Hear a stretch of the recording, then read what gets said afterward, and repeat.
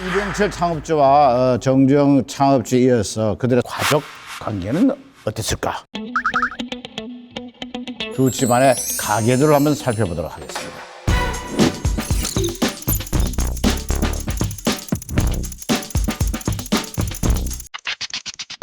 이야.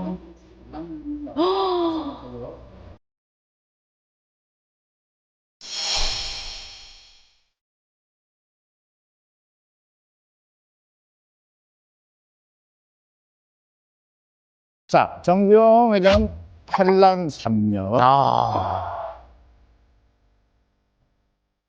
이병철 회장은 4남 6녀.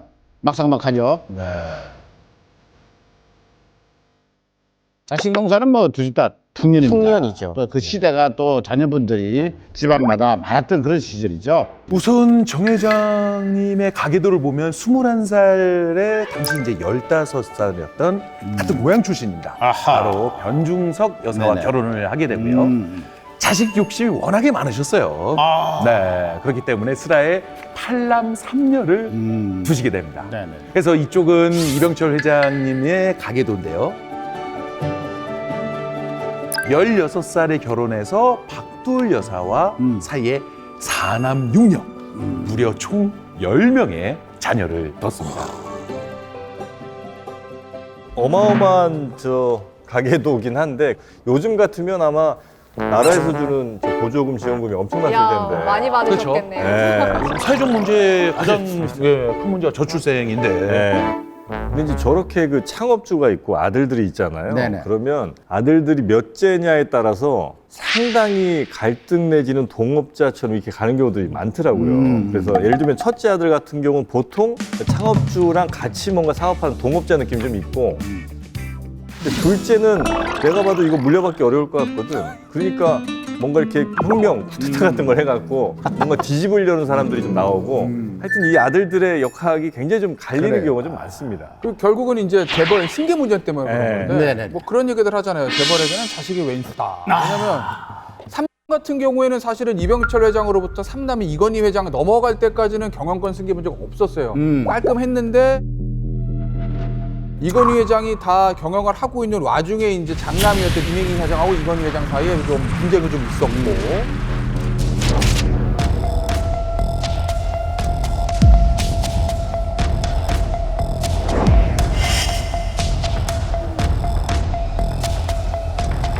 같은 경우는 유명하잖아요. 왕자의 난.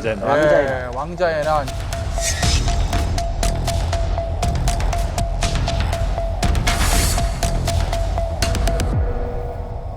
근데 그때 왕자의 난 때 2000년 초반인가요? 그렇죠. 그 언론에서 시끌시끌하니까 그 삼부자가 기자회견을 했어요. 근데 그 기자회견 때 사진 보시면 네. 정주영 회장이 딱 가운데 앉아 얘기를 해요. 옆에 정몽구 회장 각을 잡고 앉아 있어요. 근데 정몽원 회장이 이렇게 앉아 있어요. 사진 보시면. 이러고 딱. 그 사진으로 끝난 거예요, 그냥. 그렇죠. 정몽원이 승정하라. 왜냐면 형은 이러고 각 잡고 있는데 정주영은 이렇게 앉아 있거든. 그래서 실제로 정주영 회장이 건설을 정몽원 회장한테 주죠. 그리고 자신의 동생이 하고 있던 현대자동차를 정몽구 회장한테 준 거예요. 그 당시만 해도 정몽원 회장 승자잖아요. 모체인 현대건설을 가졌으니까. 그런데 이제 뭐 정몽원 회장 뭐 돌아가시고 그리고 나중에 저 현대자동차에서 결국 현대건설까지 인수하기 때문에 아하. 실질적인 이제 승계자는 정몽구 회장이 된 거죠. 왕자의 난이 일어난 거는 결정적인 거는 그때 가신그룹들이 서로 밥그릇 싸움을 한 것도 있고 또 하나는 왕 회장이 정몽구 회장을 그룹 회장으로 앉히기는 미뎌웠던 거죠. 그런데 나는 두 분 몽구 회장이나 몽원 회장도 다 만나봤는데 몽원 회장은 상당히 달변가예요. 아하. 아버지를 녹일 만큼 달변가예요.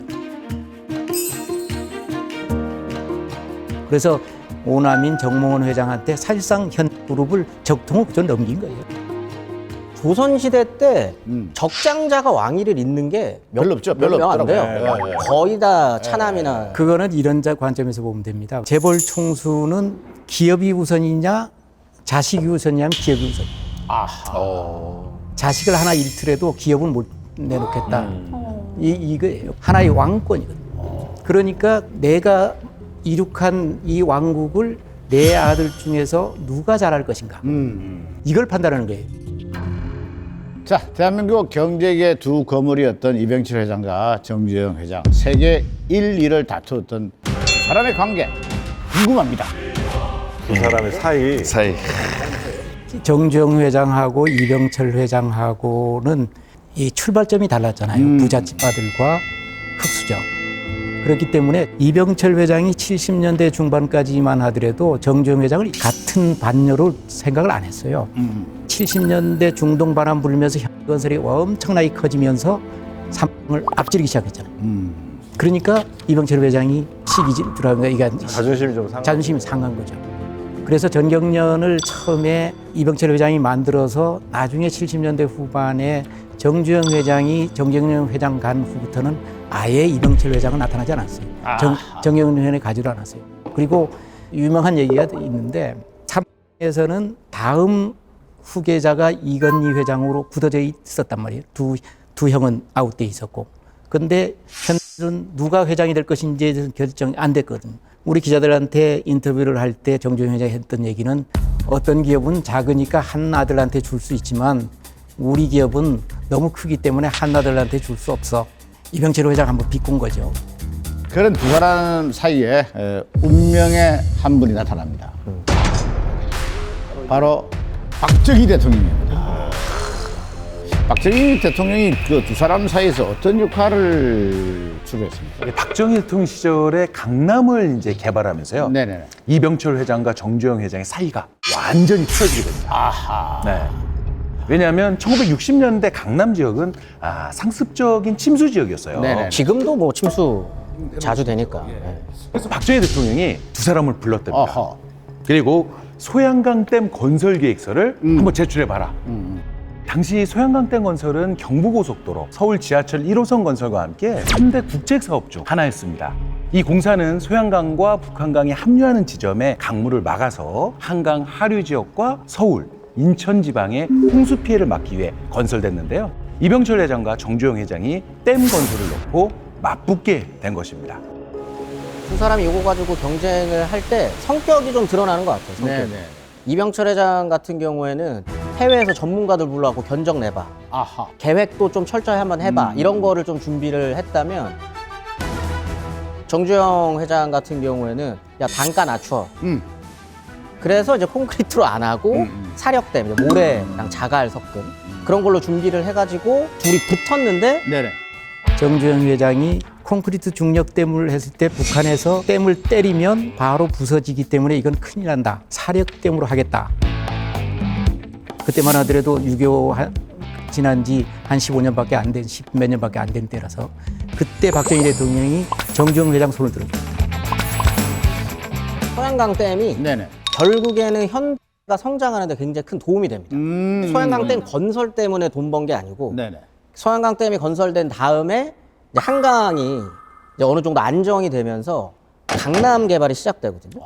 그런데 그때 현에서 지금의 압구정 신사 땅을 이미 소유하고 있었어요. 근데 이제 원래부터 부동산 투자를 하려고 거기 소유했었던 건 아니고 공장 부지로 이렇게 갖고 있었던 땅이었는데 한남대교가 66년 이제 제3항 강교가 이제 만들어지고 그게 68년에 경부고속도로랑 이어지면서 여기가 앞으로 부동산 투자하기 너무 좋은 땅이 된 거죠. 그게 사실 현대가 성장하는데 발판이 되어준 거예요. 그러니까 소양강 댐 하나가 강남 개발까지도 이어질 수 있었던 거죠. 이 소양강 댐 때문에 참 즐거움을 많이 받습니다.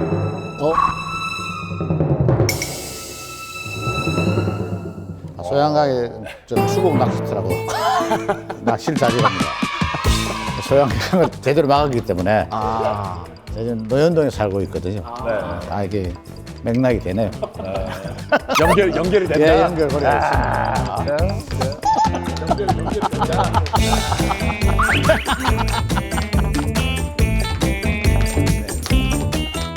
그 이병철 회장하고 정주영 회장의 1차전이 이렇게 끝났고요. 네네. 80년대 들어서 2차전이 벌어지죠. 이 원자력 발전 이거 수주를 놓고 경쟁을 벌이는데 그런데 이 상황에서 이병철 회장 측이 정주영 회장 측을 자극하는 기사를 냈다고 해요. 네네. 그런데 그 기사를 실은 매체가 공교롭게도 이병철 회장 측이 당시에 소유했던 제2일보의 기사가 실리게 됩니다.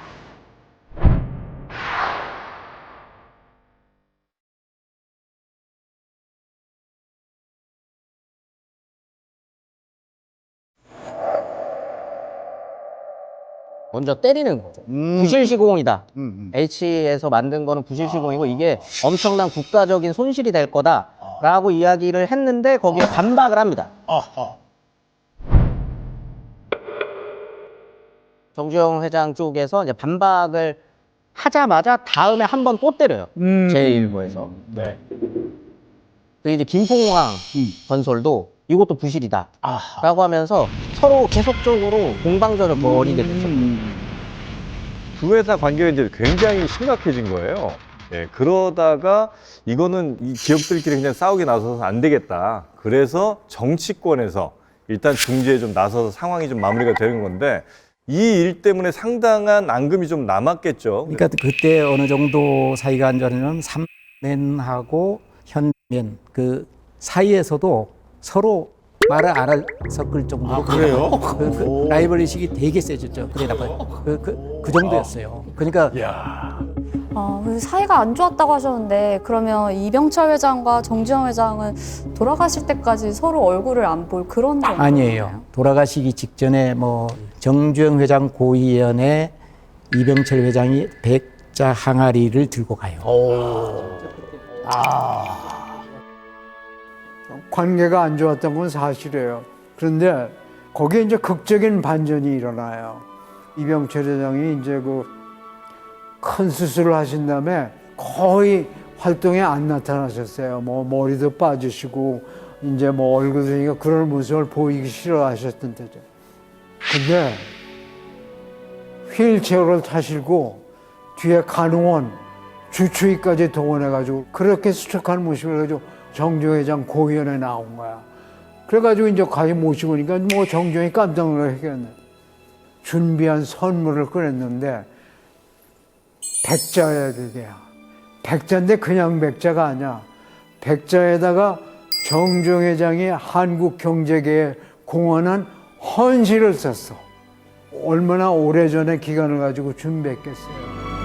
그걸 가지고 정주영 회장한테 선사하시고 이병철 회장이 거물은 거물이구나. 그래가지고 정주영 회장하고 이병철 회장의 그 앙금이 다 해소됐던 거야.